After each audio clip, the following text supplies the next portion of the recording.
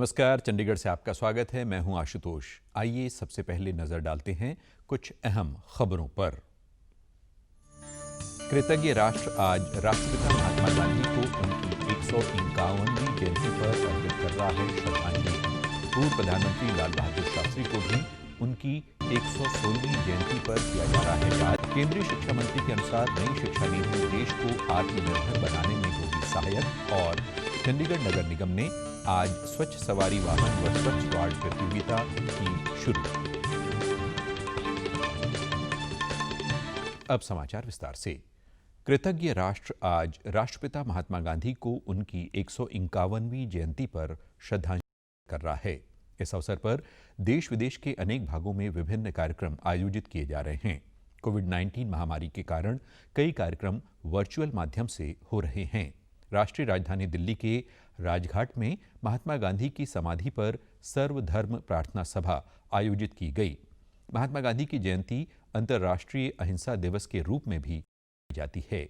राष्ट्रपति रामनाथ कोविंद ने लोगों से अपील की है कि वे अपने आप को देश के कल्याण और प्रगति के लिए समर्पित करने हेतु सच्चाई और अहिंसा के मंत्र पर अमल करने और स्वच्छ, सक्षम, मजबूत तथा खुशहाल भारत का निर्माण कर महात्मा गांधी के सपनों को साकार करने का संकल्प लें। प्रधानमंत्री नरेंद्र मोदी ने महात्मा गांधी को श्रद्धांजलि देते हुए अपने ट्वीट में कहा कि गांधी जयंती पर हम अपने प्रिय बापू को नमन करते हैं। महात्मा गांधी जी कहते थे कि उनका जीवन ही उनका संदेश है। गांधी जी ने कभी अपने जीवन से प्रभाव पैदा करने का प्रयास नहीं किया, लेकिन उनका जीवन ही प्रेरणा का कारण बन गया। श्री मोदी ने कहा कि गांधी जी के जीवन और सद्विचारों से बहुत कुछ सीखा जा सकता है। प्रधानमंत्री ने आशा व्यक्त की कि बापू के आदर्श समृद्ध और करुणामय भारत के निर्माण में हमारा मार्गदर्शन रहेंगे। गांधी जयंती के अवसर पर पंजाब, हरियाणा और हिमाचल की ओर से चंडीगढ़ गांधी स्मारक भवन में कार्यक्रम का आयोजन किया गया। इस कार्यक्रम में चंडीगढ़ के पूर्व मेयर, दूरदर्शन चंडीगढ़ के कार्यक्रम प्रमुख डॉक्टर NS मनहास और विभिन्न विभागों के प्रमुख शामिल रहे। कार्यक्रम में गांधी जी के जीवन से जुड़े अलग अलग कार्यक्रम करवाए गए, जहां छोटे बच्चों ने गीत गाए और अन्य कार्यक्रम प्रस्तुत किए। इस दौरान महात्मा गांधी जी के विचारों पर चर्चा की गई, जिस दौरान डॉक्टर NS मनहास ने बताया कि गांधी जी प्रतीक हैं हमारे, जिन्होंने हमें अपनी संस्कृति के साथ जुड़े रहने का संदेश दिया।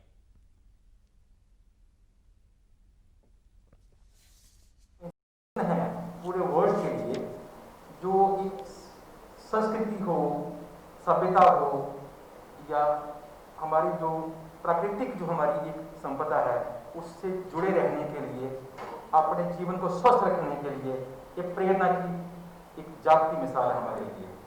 अमर चीजें होती हैं। इस दौरान खादी को बढ़ावा देने और स्वदेशी अपनाने का संदेश देने के उद्देश्य से चरखा चलाया गया। वहीं कार्यक्रम स्थल पर गांधी जी के सत्याग्रह से प्रेरित होकर विजुअल आर्टिस्ट बज्म टंडन ने नमक से गांधी जी की प्रतिमा बनाई। जो उनका एक सत्याग्रह आंदोलन था, उससे होकर ये पोर्ट्रेट मैंने तैयार किया। हम कार्यक्रम में हिस्सा लेने वालों को इस अवसर पर सम्मानित भी किया गया। राष्ट्र आज पूर्व प्रधानमंत्री लाल बहादुर शास्त्री को उनकी 116वीं जयंती पर श्रद्धांजलि दे रहा है। राष्ट्रपति रामनाथ कोविंद और प्रधानमंत्री नरेंद्र मोदी ने पूर्व प्रधानमंत्री लाल बहादुर शास्त्री को श्रद्धांजलि दी। राष्ट्रपति ने ट्वीट संदेश में कहा कि भारत के महान सपूत लाल बहादुर शास्त्री ने असाधारण समर्पण के साथ राष्ट्र की सेवा की। प्रधानमंत्री नरेंद्र मोदी ने ट्वीट में कहा कि लाल बहादुर शास्त्री एक विनम्र और दृढ़ निश्चय के व्यक्ति थे।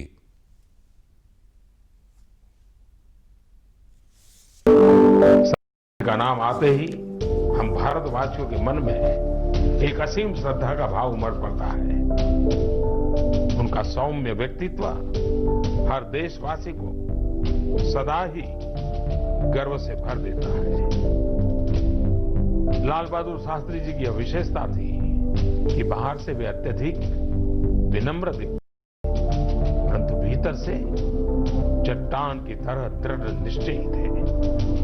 जय जवान जय किसान का उनका नारा उनके इसी विराट व्यक्तित्व की पहचान है। श्री मोदी ने कहा कि श्री शास्त्री ने सादगी के साथ जीवन व्यतीत किया और राष्ट्र कल्याण में लगे। केंद्रीय शिक्षा मंत्री रमेश पोखरियाल निशंक ने कहा है कि नई शिक्षा नीति देश को आत्मनिर्भर बनाने में सहायक सिद्ध होगी। केंद्रीय मंत्री ने पंजाब विश्वविद्यालय के मानव संसाधन विकास केंद्र का कल शाम ऑनलाइन उद्घाटन करते हुए कहा कि शिक्षक राष्ट्र निर्माता है तथा देश को प्रगति के राह पर ले जाने के लिए उनका अहम है। उन्होंने कहा कि कोरोना काल के दौरान भी शिक्षक योद्धाओं की तरह अपनी सेवाएं दे रहे हैं, जो सराहनीय है। उस पूरी टीम को बहुत बधाई और शुभकामना देना चाहता हूं। मेरी है शुभकामना है कि भवन आपके हाथों में आया है, आज लोकार्पित हुआ है। मेरे को बहुत खूबसूरत तरीके से वो बना है और बहुत सुंदर भी लग रहा है। मुझे भरोसा है कि उसके अंदर सुंदर और खूबसूरत मन पलेंगे, ऐसे मन विकसित होंगे जिनकी सुगंध दुनिया तक जाएगी और जो मान और सम्मान पूरे विश्व में बढ़ाएंगे। केंद्रीय शिक्षा मंत्री ने राष्ट्रीय शिक्षा नीति के बारे में कहा कि समाज तथा सामाजिक वातावरण टेक्नोलॉजी के कारण प्रतिदिन बदल रहा है, इसलिए शिक्षण व शिक्षा को गतिशील बनाए रखना जरूरी है। उन्होंने कहा कि शिक्षक सही मायनों में भावी पीढ़ी को देते हैं तथा नई शिक्षा नीति के साथ देश शिक्षा शक्ति के केंद्र के रूप में उभरेगा। श्री निशंक ने कहा कि पंजाब विश्वविद्यालय का ये केंद्र आत्मनिर्भर भारत का आधार साबित होगा। उन्होंने बताया कि कई देशों ने नई शिक्षा नीति को अपनाने में दिलचस्पी दिखाई है तथा मंत्रालय विश्व के छात्रों को आकर्षित करने के लिए काम कर रहा है। पंजाब विश्वविद्यालय के कुलपति प्रोफेसर राज ने शिक्षा मंत्री का इस कार्य के लिए धन्यवाद करते हुए नई शिक्षा नीति के लिए उनकी प्रशंसा भी की। इस अवसर पर पंजाब विश्वविद्यालय की सामाजिक पहल वाली पुस्तक का विमोचन भी किया गया।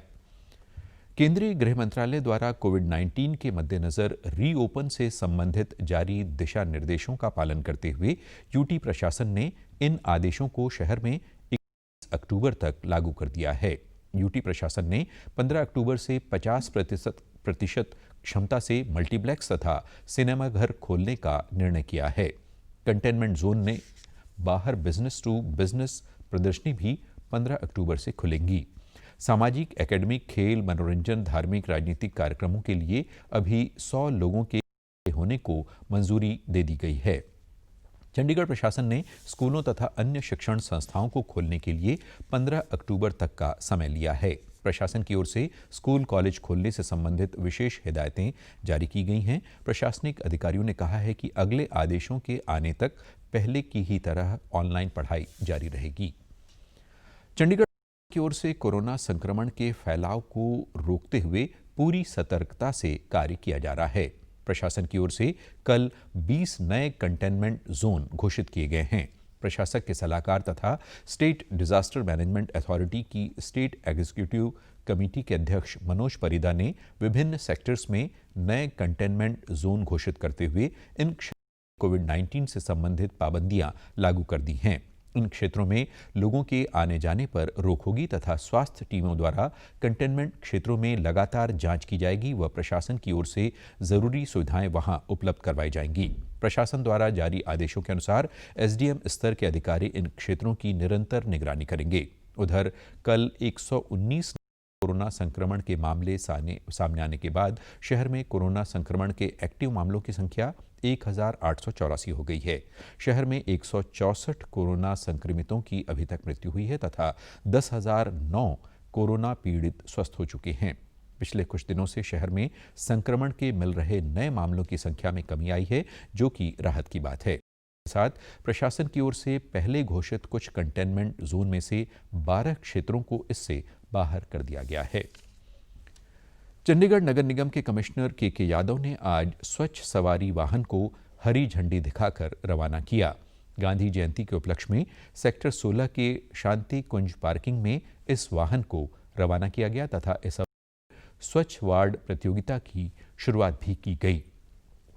स्वच्छता सर्वेक्षण 2021 के अंतर्गत शहर में स्वच्छता अभियान के अंतर्गत समाज सेवी संस्थानों तथा अन्य संगठनों के साथ साथ शहरवासियों के सहयोग से कार्य किया जाएगा ताकि शहर को प्लास्टिक मुक्त किया जा सके। लोगों को सूखा व गीला कचरा अलग करने के बारे में प्रेरित किया जाए।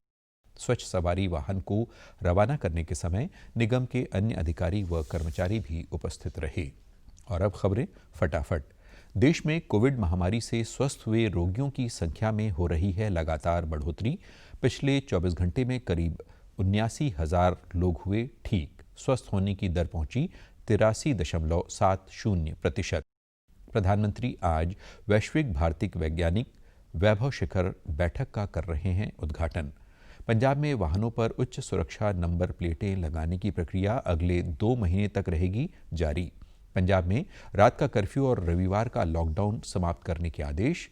हरियाणा सरकार द्वारा कल से मनाया जा रहा है स्वच्छता पखवाड़ा। राज्य के सभी शुरू हुए विशेष सफाई अभियान। और आप हमारे समाचार YouTube channel DD news Chandigarh, Facebook DD news Chandigarh और Twitter handle DD news CSD पर भी देख सकते हैं। इसी के साथ चंडीगढ़ से समाचारों का सिलसिला समाप्त होता है। नमस्कार।